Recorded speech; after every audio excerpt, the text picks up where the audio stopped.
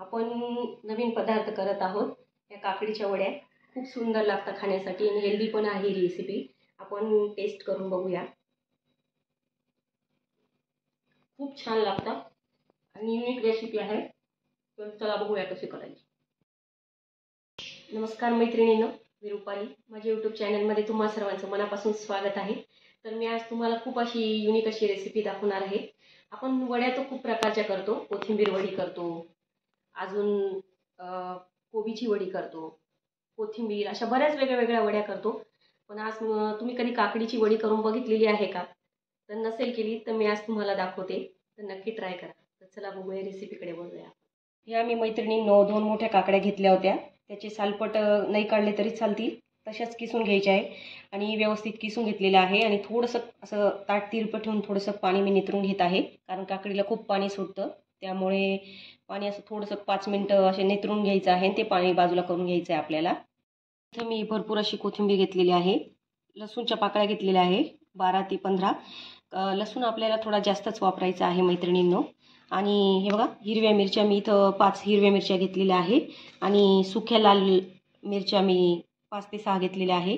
याचं हे एकत्र केल्यावर याचं कॉम्बिनेशन आणि कलर खूप छान लागतो, त्याच्यामुळे आपल्याला ह्या पण मिरच्या वापरायच्या आहे आणि ह्या पण मिरच्या वापरायच्या आहे। आता आपल्याला मिक्सरमधून आहे ना वाटून घ्यायची आहे, पेस्ट करून घ्यायची आहे। मिरच्या टाकल्या आहे मी हिरव्या, या लाल मिरच्या घ्यायच्या आहे, लसूण घ्यायचा आहे सगळा आणि थोडीशी कोथिंबीर याच्यात पण टाकायची आहे। आणि आपल्याला नुसती अशी चिरून पण कोथिंबीरचा वापर करायचा आहे। थोडंसं अद्रक घेत आहे मी इथं आणि 1 चमचा जिरं घ्यायचं आहे आपल्याला। आणि हे छान आता याचं वाटण करून घ्यायचं आहे आपल्याला। ही काकडी अशी व्यवस्थित मध्यम घेते काढून। हे बघा, आपलं वाटण छान वाटून झालेलं आहे। हे बघा, आता हे यात काढून घ्यायचं आहे आपल्याला। ह्या वड्या खाण्यासाठी खूप छान लागतात मैत्रिणींनो, एकदम टेस्टी लागतात। आणि सगळं वाटण यात काढून घेतलेलं आहे मी। ही चिरलेली कोथिंबीर यात टाकून घेते मी। आणि आपल्याला थोड्याशा ओवा घ्यायचा आहे 1 चमचा, आणि त्या थोड्याशा अशा चोळून सण यात टाकून घ्यायच्या आहे। आणि थोडीशी हळद घ्यायची आहे। तुम्हाला जर खूप तिखट आवडत असेल मैत्रिणींनो, तर थोडं अजून याच्यात लाल तिखट जरी टाकलं तुम्ही पावडर तरी चालेल। आपण हिरव्या मिरच्या तर वापरलेल्याच आहेत, तर मी अर्धा चमचा तिखट वापरत आहे। आणि याचं पिठाचं असं याचं प्रमाण काही राहत नाही मैत्रिणींनो, त्याच्यामुळे काकडी घेताना सांभाळूनच घ्यायची, कारण काकडीला खूप पाणी सुटतं। आणि यात जेवढं पीठ बसणार आहे तेवढं आपण त्या भिजवणार आहे। हळूहळू पीठ टाकायचं आहे। हे व्यवस्थित कालून घेतलं मी। आता हळूहळू पीठ टाकायचं आहे आणि हलवत जायचं आहे आपल्याला। जेवढं पीठ बसेल याचं प्रमाण नाही आहे, जेवढं पीठ बसेल तेवढं आपल्याला टाकायचं आहे। हा आपण बेसन पिठाचा वापर करतोय मैत्रिणींनो। तर असं छान पीठ टाकत जायचं आहे हळूहळू। आपल्याला जास्त खूप घट्ट पण नाही करायचा आहे गोळा, आणि खूप पातळ पण ठेवायचं नाही आहे। त्याच्यामुळे आपल्याला थोडं थोडं करूनच पिठाचा वापर करायचा आहे आपल्याला यात।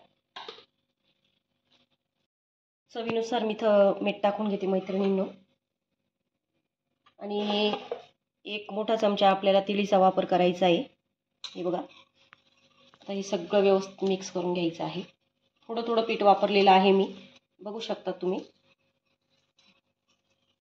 मैत्रिणींनो। असं आपल्याला थोडंसं कसं पातळसरच ठेवायचं आहे, म्हणजे आपल्या वड्या छान लागतात आपल्याला। खूप घट्ट नाही करायचं आपल्याला। आणि यात थोडंसं आपण तेल टाकून घ्यायचं आहे, अगदी थोडं, एखादा चमचा, आणि व्यवस्थित असं तेलात मळून घ्यायचं आहे। मैत्रिणींनो, स्टीम करायची आपल्याला वड्या, तर मी याला तेल लावून घेतलेलं आहे चाळणला। तुमच्याकडे जर स्टीमर असेल तर तुम्ही त्याच्याने पण करू शकता। हे बघा, असे मी करून ठेवत आहे।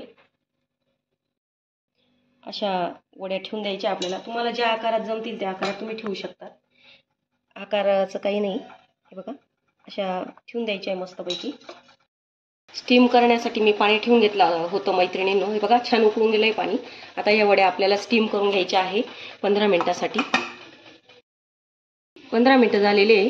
हे बघा, आपल्या वड्या छान शिजून गेलेल्या आहेत। हे बघा, आता गॅस बंद करून घेते मी। बघा, अशा चेक करायच्या। हे बघा, एकदम परफेक्ट शिजल्या आपल्या वड्या। हे बघा, पीठ लागत नाही बिलकुल। आता या थोड्या गारू द्यायच्या आहे आपल्याला। मी काढून घेतलेल्या आहेत. अजिबात चिटकल्या नाही का काहीच नाही वड्या. एकदम छान अशा झालेल्या आहेत.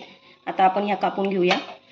आपल्याला थोड्याशाच गार करायच्या, खूप गार करून नाही घ्यायच्या आहे. हे बघा, जर परफेक्ट वडी आली तर अजिबात चीर वगैरे काहीच पडत नाही. बघा किती परफेक्ट आपली वडी झालेली आहे. आणि आपल्याला कापायच्या बी एकदम बारीक पण नाही कापायच्या आहे आणि एकदम जाड पण नाही कापायच्या आहे. मीडियम आकारात मी अशा कापून घेते. आपल्या वड्या अशा छान कापून झालेल्या आहेत. आता आपल्याला ह्या तळायच्या नाही मैत्रिणींनो. आपल्याला फक्त या अशा खालीवर आपल्या तव्यावरच व्यवस्थित फ्राय करून घ्यायच्या आहेत. आणि या खाण्यासाठी खूप रुचकर लागतं आणि खूप चविष्ट लागतं. आपल्याला जास्त ऑइली करायचं नाही आहे. हेल्दी पण आहे हे खाण्यासाठी तसं. तर आपण आता ह्या मस्त परतून घेऊया. गॅसवर मी तवा ठेवला आहे मैत्रिणींनो. आणि आपल्याला तेल ओतून घ्यायचं आहे. त्यावर थोडीशी जिरं मोहरी टाकायची आपल्याला. आणि थोडीशी तीळ वापरायची आहे. या वड्या अशा एक एक ठेवून द्यायच्या आहे आपल्याला. बघा या प्रकारे बारीक गॅसवरच ठेवायचं आहे.